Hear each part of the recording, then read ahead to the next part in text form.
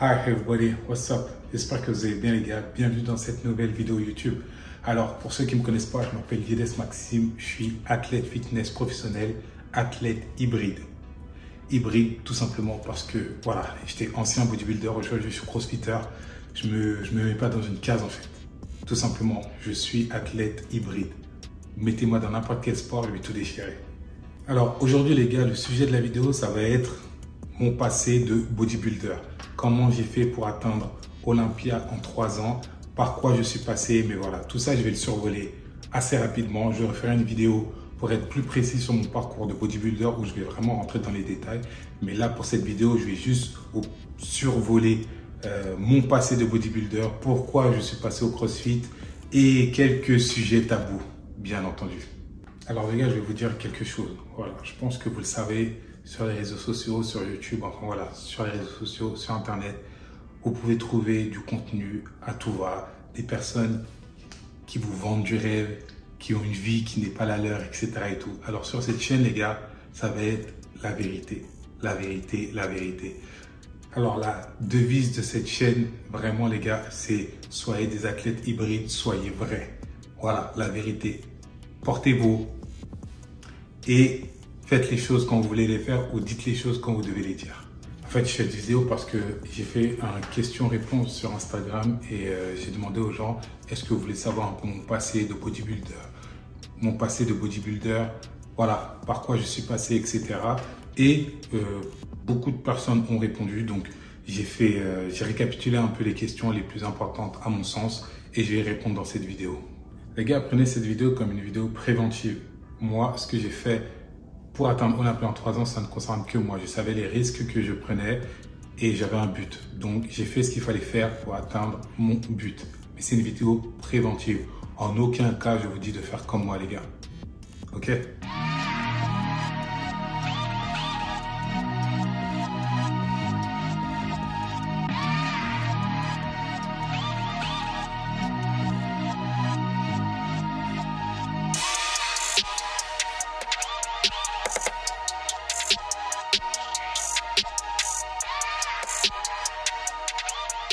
Alors les gars, avant de rentrer dans le vif du sujet, abonnez-vous à ma chaîne pour ne pas rater les prochaines vidéos, bien sûr.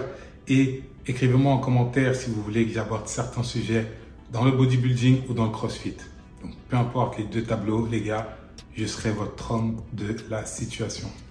Alors première question, pourquoi j'ai quitté le bodybuilding pour le CrossFit? Alors les gars, j'ai quitté le bodybuilding pour le CrossFit parce que faire 120 kg, 115 kg, 7 mois dans l'année, j'en avais marre tout simplement. Non, je rigole les gars. Non, plus sérieusement, j'ai quitté le bodybuilding pour le CrossFit parce que, voilà, en partant de Paris pour venir ici m'installer à Dubaï, il y a tellement de choses qui se sont passées, que ce soit au niveau business ou au niveau sportif. Et voilà, j'ai eu vraiment plein de déceptions, que ce soit humainement ou autre, confiance brisée, enfin, c'est un tout qui a fait que ça m'a dégoûté un peu du bodybuilding et je suis quelqu'un de entier, vous voyez, je suis quelqu'un de entier. Donc, je me suis dit, ok, stop, je vais pour le moment stopper ma lancée dans le bodybuilding. Mais comme je suis un compétiteur et que j'aime faire du sport, je vais me réorienter vers le CrossFit. Car, comme vous le savez, pour ceux qui ne le savent pas en tout cas, mais pour ceux qui le savent aussi, avant que je me lance dans le bodybuilding, voilà, je faisais beaucoup de cross-training, beaucoup de poids du corps, pas vraiment du street workout, mais vraiment, c'était, comme je vous dis, c'était une certaine sorte de sport hybride. Je faisais un peu de tout, vous voyez. Puis après, je me suis focus sur le bodybuilding et les choses ont démarré, etc. Je vais vous en parler un petit peu.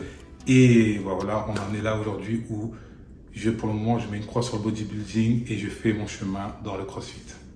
Alors, avant de passer à la question suivante, les gars, je vais juste faire un petit récapitulatif sur toutes mes années de musculation jusqu'à ce que j'atteigne Olympia. Alors, j'ai commencé le bodybuilding, j'avais 17 ans. Aujourd'hui, j'en ai 30, ça fait 13 ans que je suis dans les salles de sport. Puis, c'est en 2017 que je me suis lancé vraiment dans le bodybuilding à fond, vraiment en mode compétition. 2017, j'ai fait ma première compétition Musclemania où ça a été un franc succès. J'ai gagné ma catégorie en classique. Je suis arrivé deuxième en body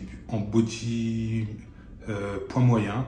et je suis arrivé premier dans ma classe, en fait, en classique. Vous savez, en classique physique, vous avez plusieurs classes. Classe A, classe B, classe C, classe D. C'est selon la taille.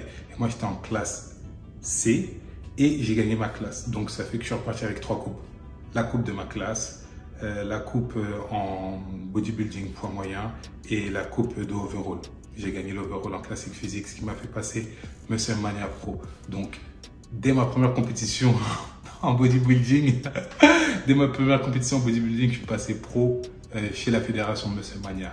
Après Musclemania, j'ai enchaîné Colmar. Colmar, ça s'est très bien passé, mais il n'y avait pas encore la catégorie classique physique. Donc j'ai concouru en body et je suis arrivé 4e. J'étais le plus sec. Franchement, je faisais 96 kg. Les autres gars, ils faisaient plus de 105, 110 kg. Mais j'étais le plus écorché. Vraiment, j'étais écorché. Et après Colmar, j'ai fait Copenhague. Non, je vous dis une bêtise. Après Colmar, je devais faire NPC Nice. Mais la compétition n'a pas eu lieu suite à quelques soucis.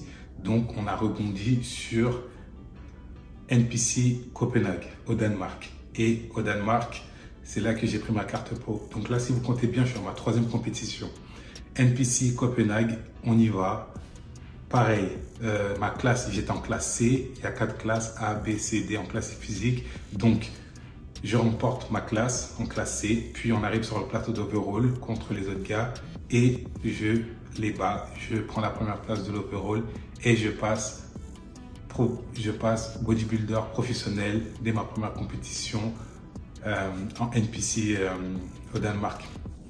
À la suite de ça, on a fait une préparation pour aller chercher la qualification pour Olympia aux États-Unis, mais on n'a pas pu parce qu'il y avait souci de pandémie avec le corona. Donc, on n'est pas parti aux États-Unis.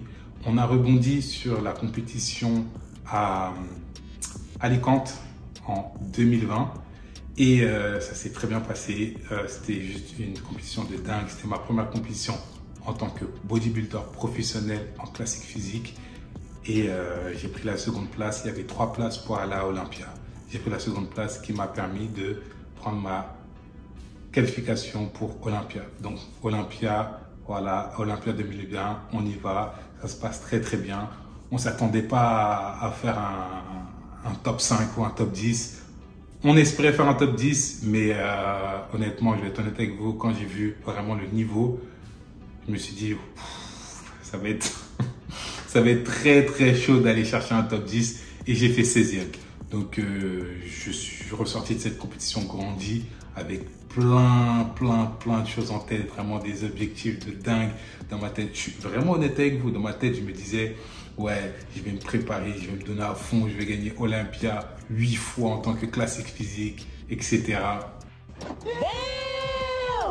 Mais les choses de la vie ont fait que, après cette participation, je me suis réorienté vers le CrossFit. Donc voilà les gars, si vous comptez bien, j'ai atteint Olympia en 5 compétitions de 2017 à 2020, donc ça fait 3 ans. Donc voilà, à présent, maintenant que je vous ai refait un peu mon parcours dans le body jusqu'à Olympia, on va passer à la question suivante. Est-ce que j'ai eu des effets négatifs avec l'utilisation des fruits?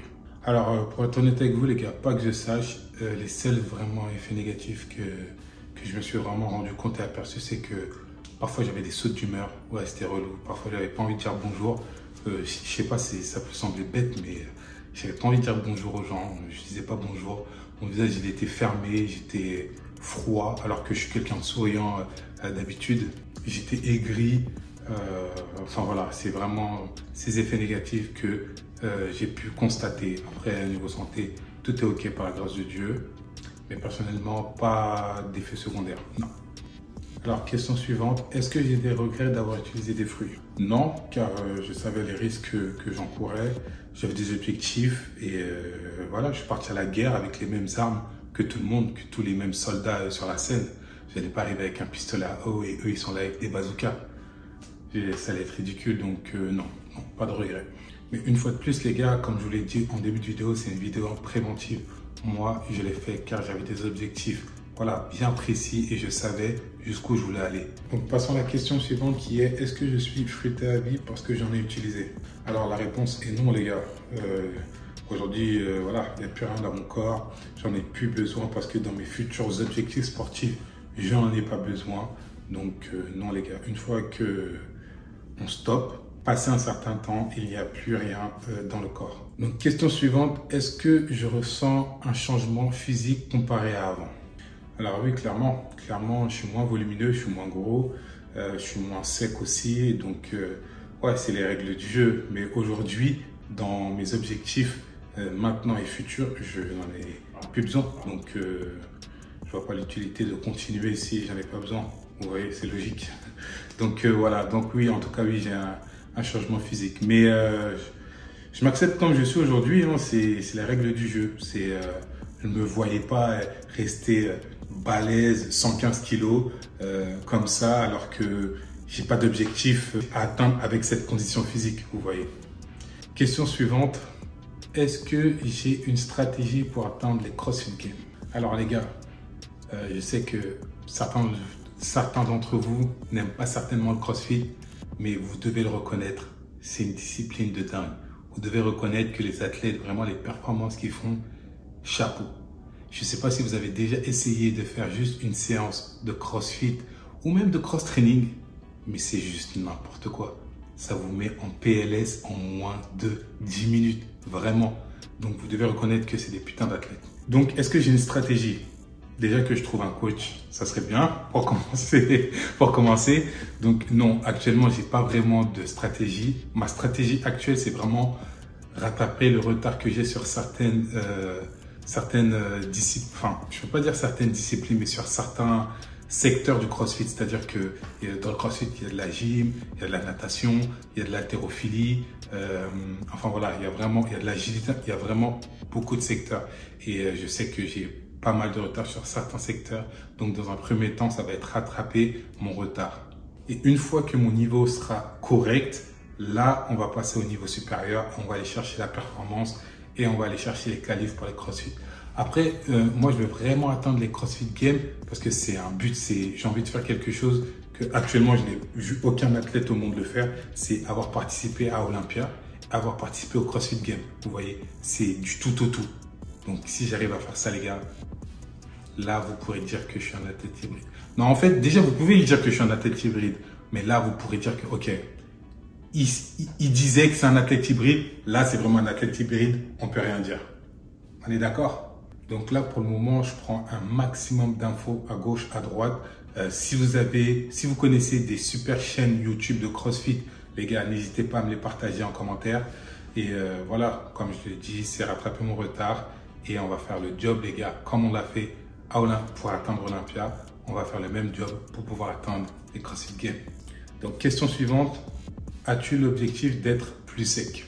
Donc, dans cette question, je pense que la personne, elle voulait me demander si je devais perdre du poids et pas être sec comme ça. Donc, oui, effectivement, il faut que je perde encore du poids. Là, actuellement, ma condition physique, elle est de 105, 106 kilos.